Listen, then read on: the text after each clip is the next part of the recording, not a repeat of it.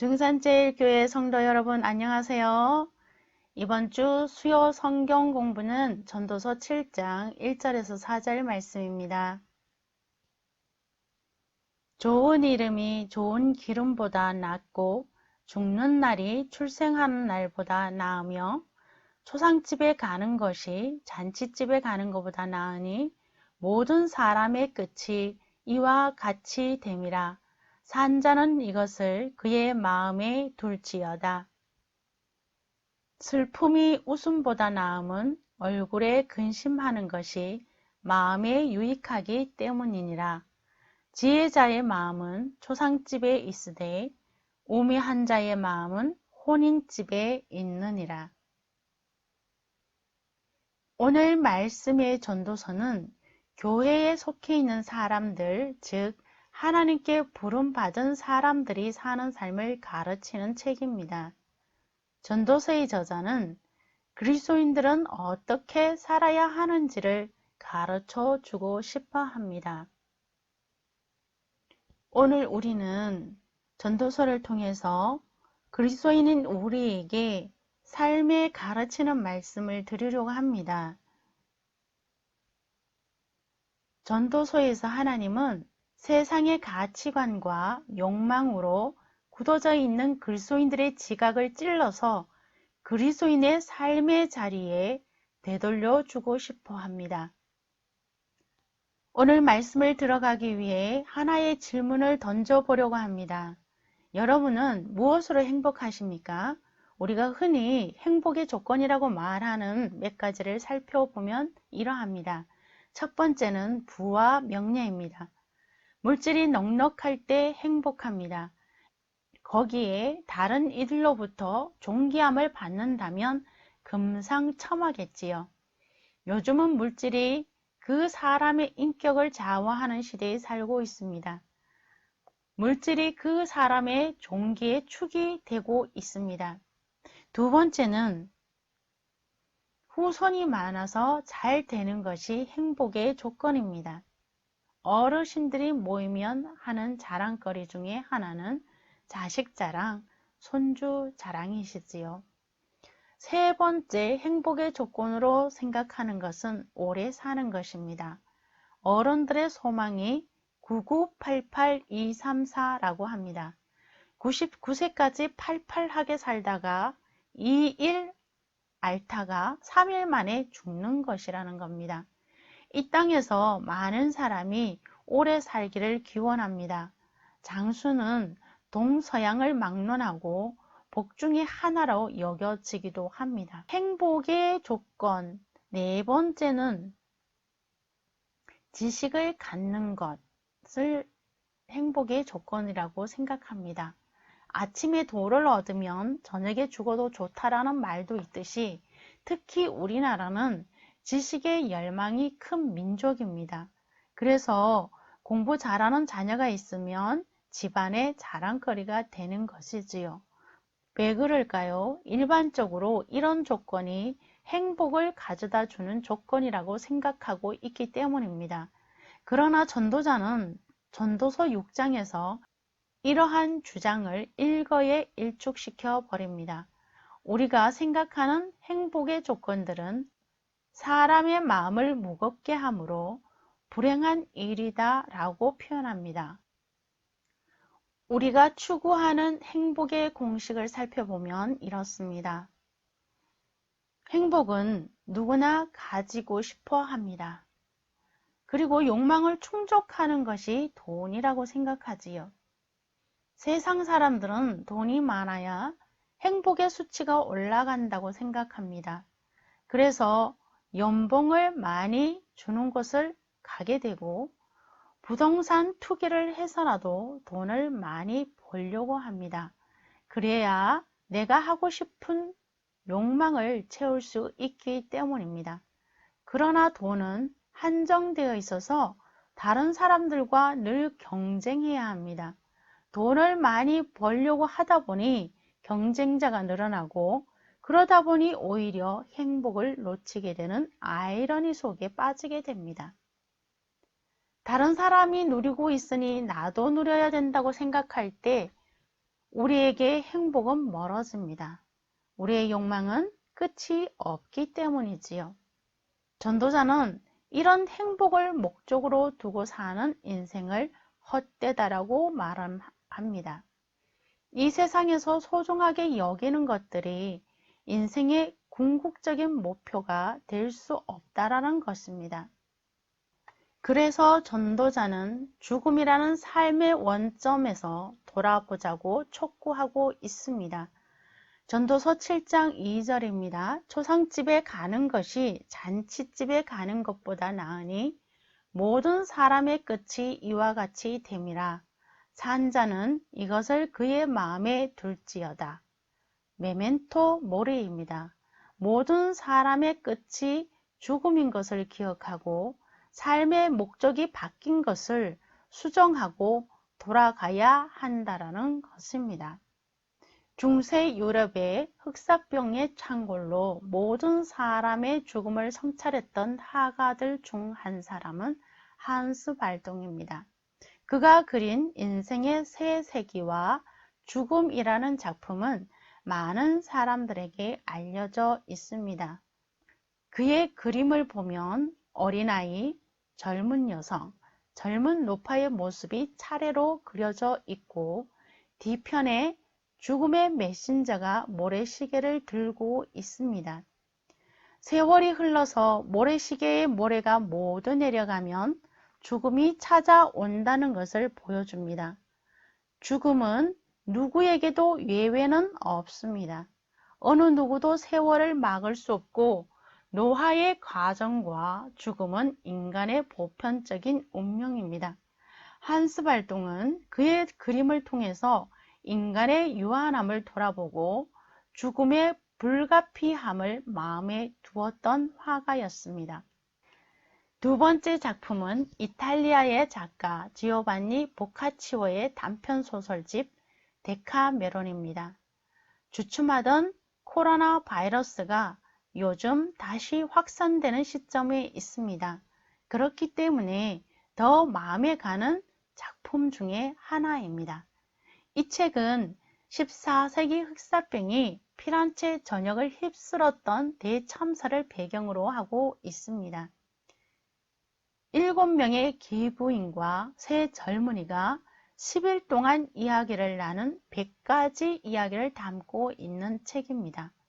카톨릭의 부패상과 권력의 유착, 사회 각계각층의 당시 시대상을 적나라하게 풍자하면서 삶과 죽음을 성찰한 책입니다. 데카메론이 시작되는 곳은 산타 마리아 노벨라 성당입니다. 이 성당 안에 들어가면 유명한 마서초의 성삼위일체라는 작품이 있습니다. 서양 미술사상 최초로 선원근법을 사용한 그림으로 알려져 있는 작품입니다. 그런데 그 작품 하단에 보면 해골이 가로로 누워있는 그림이 그려져 있습니다. 해골이 상징하는 것은 메멘토 모리, 죽음을 기억하라라는 개념으로 기독교적 경고의 메시지입니다. 그리스도인의 삶의 가치관을 환기시키는 수단이 되고 있는 그림이지요. 그리고 그 그림 위에 라틴어 문구로 이렇게 적혀 있습니다. 나도 한때는 그대와 같은 모습이었다. 그대도 이제 나와 같이 되리라 라고 적혀 있습니다. 오늘 전도서 7장 2절의 말씀을 그대로 그림으로 옮겨 놓은 작품이라 해도 과언이 아닙니다. 그렇다면 왜 하나님은 모든 사람의 끝이 죽음이라는 것을 마음에 두라고 하셨을까요? 바로 마음에 유익하기 때문입니다. 말씀을 같이 읽겠습니다. 전도서 7장 3절 슬픔이 웃음보다 나음은 얼굴에 근심하는 것이 마음에 유익하기 때문이라. 마음의 유익은 무엇일까요? 다른 사람의 죽음을 통해서 자신을 성찰함으로 성숙하게 되는 것입니다. 그래서 전도자는 7장 4절 지혜자의 마음은 초상집에 있으되 우미한 자의 마음은 혼인집에 있느니라고 말합니다. 여러분은 어떻게 생각하십니까? 죽음이 있다는 것은 다행일까요? 아니면 불행일까요? T.S. 엘리엇 학무지의 전문에는 이런 내용이 있습니다. 쿠마이의 무녀가 병 속에 있는 걸 보았다. 소년들이 말했습니다. 무녀여, 내 소원이 무엇이니? 그녀가 대답하기를 죽고 싶어. 로마의 유명했던 무녀였던 쿠마이의 10일은 소원을 말해보라는 신에게 영원히 살 수 있게 해달라고 했습니다.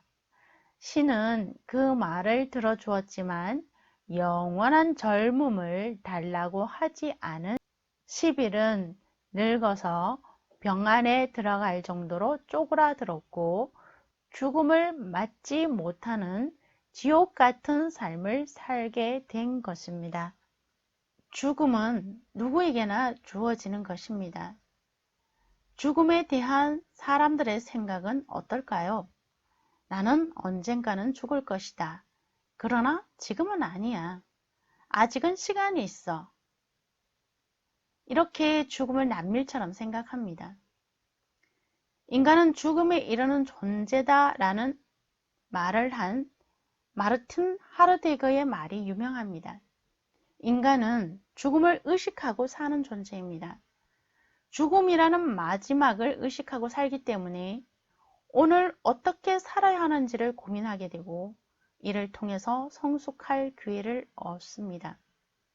모든 사람의 끝을 기억하는 사람이 얻는 마음의 유익은 교육적인 면에서도 우리는 찾아볼 수 있습니다. 죽음은 사람들이 개인적으로 직면해야 하는 것입니다. 오늘날은 죽음의 처리까지도 돈에 맡겨지고 있습니다. 과거에는 장례가 나면 칠성판 위에 고인을 모시고 병풍을 쳐서 가린 다음 영정을 모셨습니다. 마을 사람들은 모두 하던 일을 멈추고 다 같이 모여서 마치 내 일처럼 장례를 준비하고 조문객을 맞이하였습니다. 안악들은 부침을 붙이고 꽃상녀에 꽃을 만들었습니다. 그리고 수의를 만들었습니다. 상녀꾼은 상녀를 메고 상도꾼은 소리를 하면서 상녀가 산으로 올라가게 되는 것이지요. 이런 모든 절차들을 삶의 일부분으로 배웠습니다. 그러나 요즘은 상조회사가 모든 것을 대행해 주고 있습니다. 처음부터 끝까지 말끔하게 일을 처리해 주는 것이지요. 이런 문화 속에 살고 있는 우리는 불쾌한 죽음과 대면할 필요가 없어졌습니다. 그래서 사람들은 죽음을 의식하지 않게 되었고 성숙할 기회를 잃어버린 것입니다. 그래서 집안에서 누군가 돌아가시면 흉사라고 생각해서 아이들을 그 자리에 오지 못하게 하는 경우가 종종 있습니다. 전도서를 통해서 우리는 우리 자녀들도 죽음의 자리에 와야 하고 그것을 보고 죽음도 삶의 일부분인 것을 배우게 하는 것이 지혜임을 알 수 있습니다. 이것이 우리 자녀들의 마음에 유익하도록 하는 것입니다. 여러분은 맹모 삼천지교의 이야기를 잘 알고 있을 텐데요.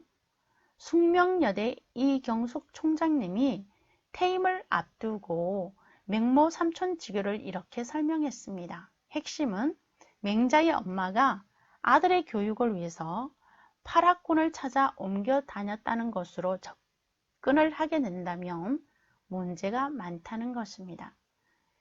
요약해서 이야기하자면 맹자의 어머니는 사람이 죽음에 대해서 알지 못하면 무슨 공부를 해도 그것이 허구에 불구하다라는 것을 알고 있었기 때문에 맹자에게 죽음 교육을 하기 위해서 맨 먼저 데려간 곳이 장의업자 집 옆이었다고 합니다.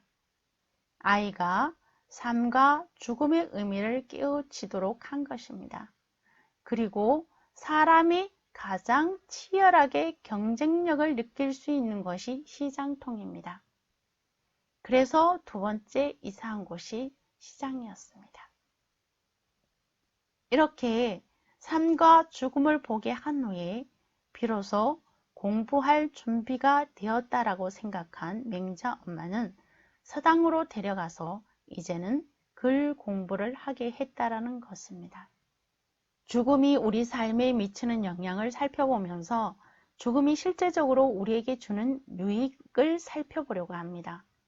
중앙대학교 연구팀에서 실험하였습니다. 아름다운 죽음 이미지가 기부에 미칠 영향은 어떠할까 하는 것이지요. 사람들은 죽음과 관련된 포스터를 보면서 혹은 스치듯 지나가게 됩니다. 그리고 포스터와 조금 떨어진 곳에서 기부를 호소하는 단체를 만나게 됩니다.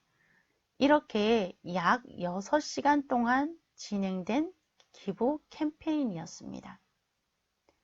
일반적으로 포스터가 없는 곳에서 할 때에는 10만원 조금 넘는 금액이 모여졌습니다. 포스터가 있는 곳에서 모금한 금액은 4배에 가까운 42만원 정도가 모아졌다는 놀라운 사실입니다. 중앙대 교수는 무엇보다도 흥미로운 것은 기부 의도라고 하는데요. 기부해야겠다는 사람의 생각이 통계 집단 22%였다면 죽음 포스터가 있는 곳에서는 49%가 되었다라고 이야기합니다. 이번에는 죽음이 운동에 미치는 영향을 살펴보면서 우리에게 주어지는 마음의 유익을 살피겠습니다. 건강과 직결되는 헬스클럽에서 실험했습니다. 열심히 운동을 하고 있는 이들 모두가 실험의 주인공들입니다. 회원들에게 성격조사라고 말하고 설문에 답하도록 했습니다. 두 그룹으로 나눈 이들 중 한 그룹은 자신의 이상적인 죽음에 대해서 글을 썼습니다. 다른 두 그룹은 치통과 관련된 글쓰기를 했습니다. 이들은 각자의 주제에 맞게 글을 쓴 후 두 그룹 모두 장수에 미치는 영향과 관련된 기사를 읽고 평소대로 운동을 했습니다.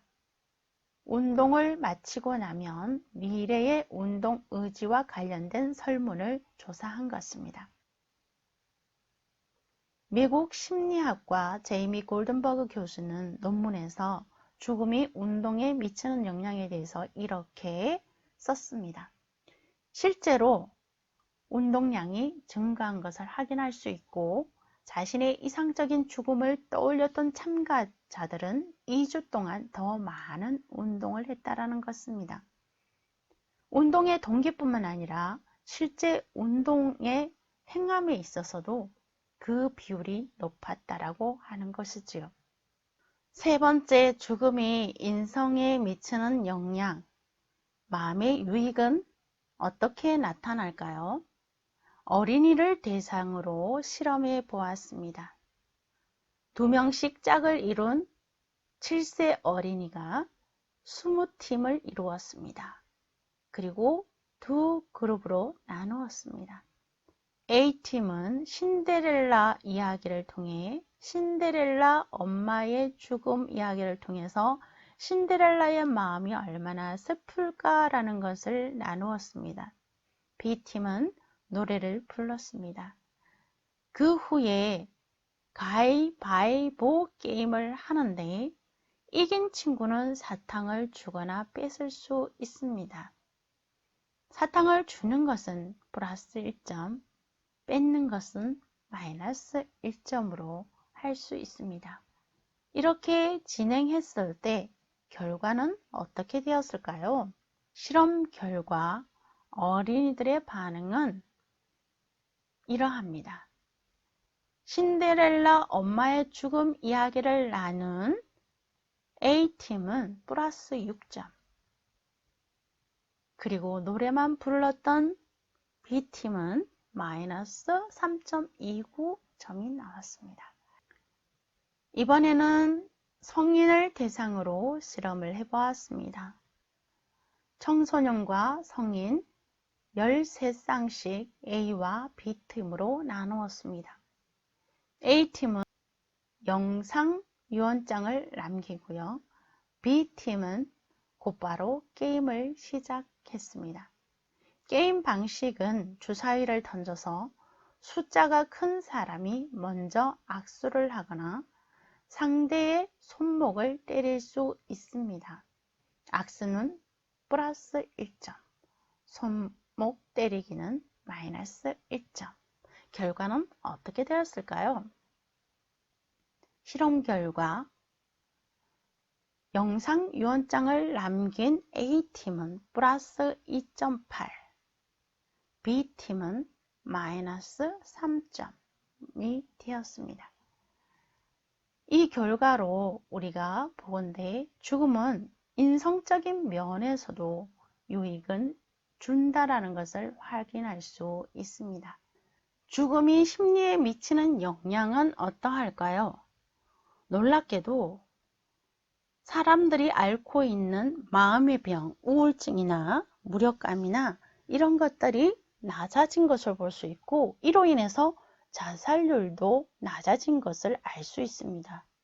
그리고 반면에 행복감과 삶의 의지가 높아지고 생명의 가치에 대해서도 사람들이 생각이 많이 달라져서 생명에 대한 소중함이 생겼다는 것을 확인할 수 있습니다.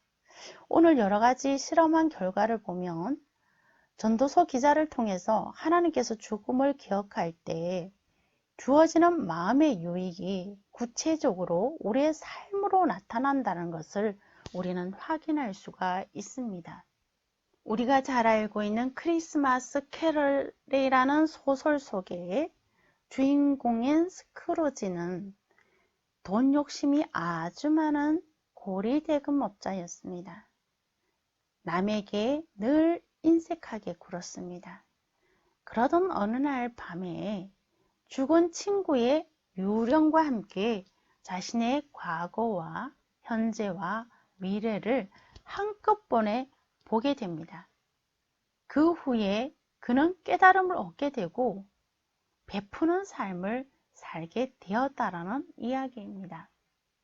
오늘 우리는 전도서의 본문을 통해서 스크루지처럼 마음의 유익을 얻는 그러한 그리스도의 삶으로 돌아가는 역사가 있기를 간절히 소망합니다. 감사합니다.